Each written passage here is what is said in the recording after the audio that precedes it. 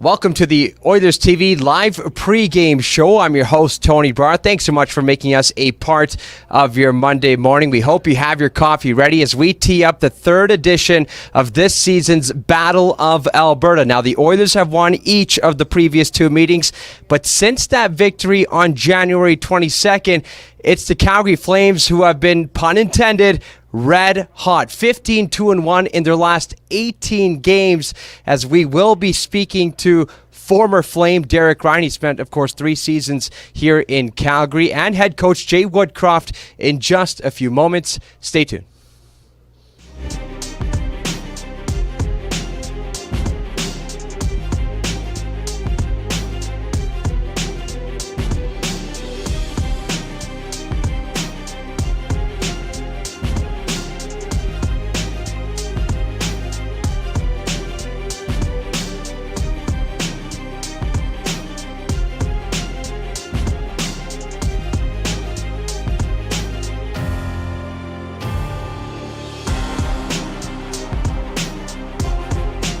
On, pun intended, a red-hot Calgary Flames squad. Can you talk about the challenge ahead of you guys and how much the group kind of looks at a game like this to see it as a measuring stick? Well, I think you look at the Calgary Flames, it's clear they're firing on a lot of cylinders right now. They're playing the game the right way, and they're getting rewarded for it. We're aware of the challenge that's before us tonight, and we're prepared for it. How do you best describe the way you guys, the team plays differently now that you're here? Well, I think the best way to put it would be maybe some areas of emphasis since Dave Manson and I came up 3 weeks ago or so. We put a lot of import on our work back to our own end. The responsibilities on our track, the willingness to track the way you need to have success in the National Hockey League, and then just a coordination between the forwards and the D in that kind of system. So that's been a major area of emphasis over the last few weeks. The challenge is the rigors of the National Hockey League schedule. Feels like we've touched every part of North America over the last 3 weeks. We've gone down to California. We've gone to Florida. We've been in the Midwest. So the ability to implement some small changes to the team and the way we want the team to play. The challenge is that you don't have a lot of practice time to do it. So you have to find ways to be creative, to get your points across without paralyzing anybody with too much information or whatnot.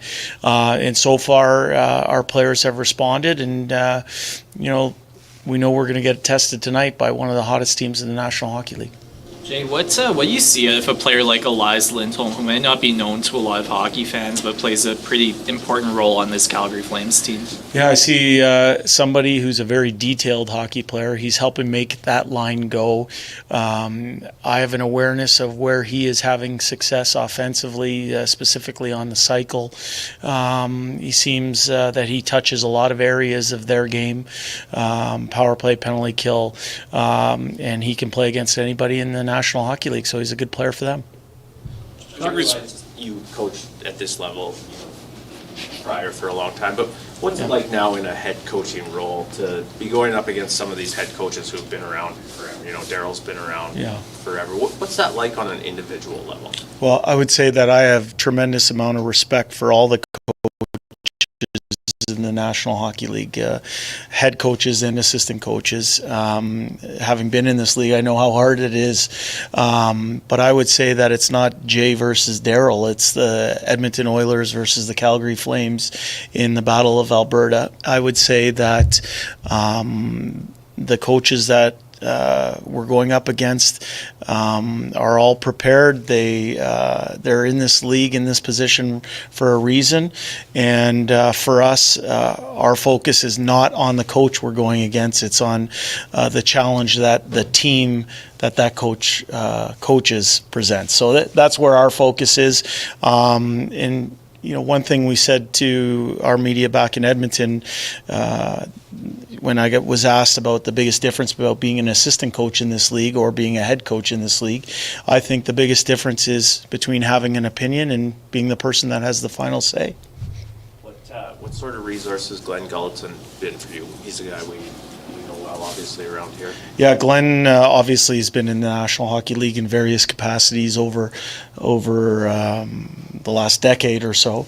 He has head coach experience with Calgary and with Dallas, and he's been had the opportunity to work under a bunch of different coaches in the National Hockey League. So he's somebody that I draw on for sure. I believe in collaborative, collegial type of coaching staff.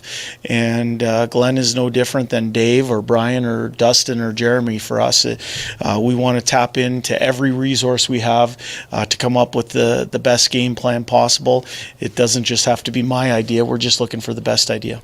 Do you have any lineup updates for us today? Lineup updates, Koskinen's in. Yeah. Bouchard and Yamamoto, will they play?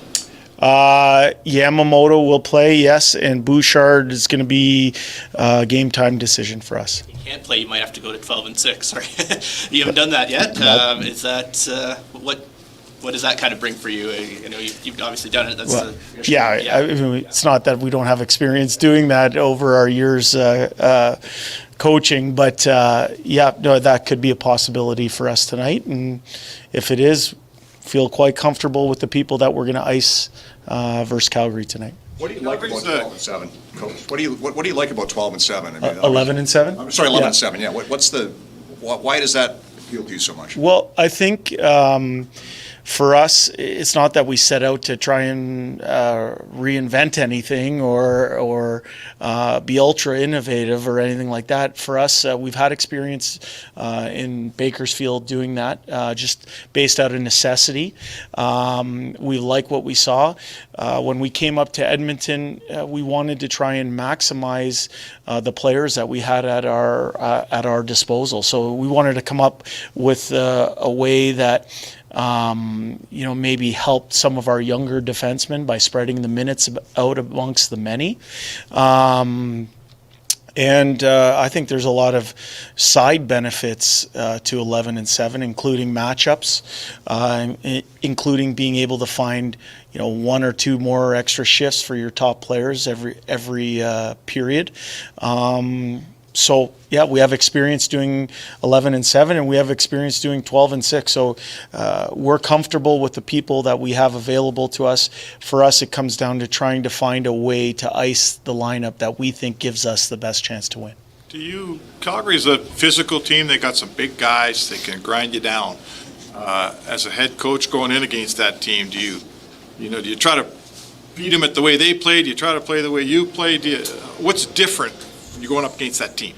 Well, I think one of the points of emphasis over the last 3 weeks for us has been about concentrating on us, the Edmonton Oilers, our way of playing the game, trying to develop a playing personality that best suits the Edmonton Oilers. Now, heading into the different buildings that we've had to head into over the last 3 weeks, each team presents different challenges. So I think you can tailor game plans based on the opponent that you're going to see. But in the end, it comes down to you playing to your full potential. And so for us, our import or emphasis has been on trying to develop that playing personality for the Edmonton Oilers, while at the same time understanding the strengths and challenges other teams present to you. Do you have the personnel to play that physical game against Calgary, do you think? Well, I think what you're defining physicality is on the finish check or maybe on fighting. I don't know how you're thinking about that, but for me, I think there's many ways to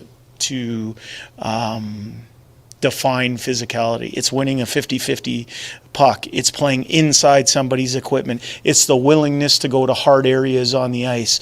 It is the ability to take a hit to make a play, to guarantee your line out, to guarantee the other team's line in. Those, to me, are important definitions of the word physicality. And as I said, what we're trying to do here with our staff and with our team is tailor the best way of playing for the group that we have available to us. How difficult is it to do that in season? I think about Daryl Sutter. He took over with 30 games to go last season. You started to establish an identity then, and then throughout the offseason, you haven't had that luxury. So what challenge does that present? Yeah, and I would also add the fact that with the COVID year and all the scheduling rechanges and all that kind of stuff, we haven't had as many practices as maybe I would like. But that said, you got to get creative. You have to find ways to get to people. You have to paint a picture of why we're asking our players to do certain things. And then you got to continue to reinforce it. All that said, I don't believe in the situation that we came into that you can go and pick 10, 12 different areas to focus on. You have to pick one thing.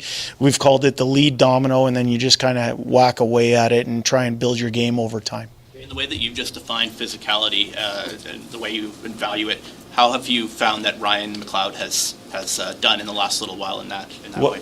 I've seen the maturity of Ryan McLeod over the last even if you go back to the playoffs when he came down to Bakersfield, kind of got airlifted in at the start of his professional career. I've seen him take steps. Is there more to go? There is more to go for Ryan McLeod. I think he's at his best when he's willing to go to hard areas to score. He did the other night. He went to the blue paint, was rewarded for it. I think he's at his best when he gets his nose dirty out there. And he's a big man that can skate, and it's hard to handle. Good. Thanks, guys.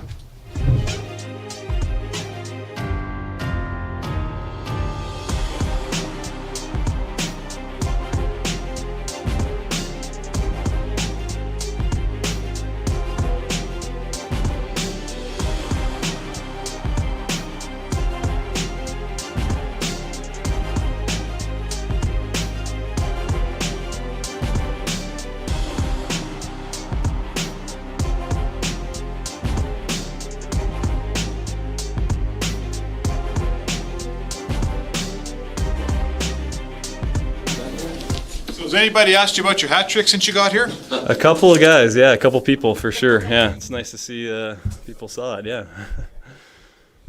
Gone through a couple Battle of Albertas now, but this one in Calgary mean a little bit extra?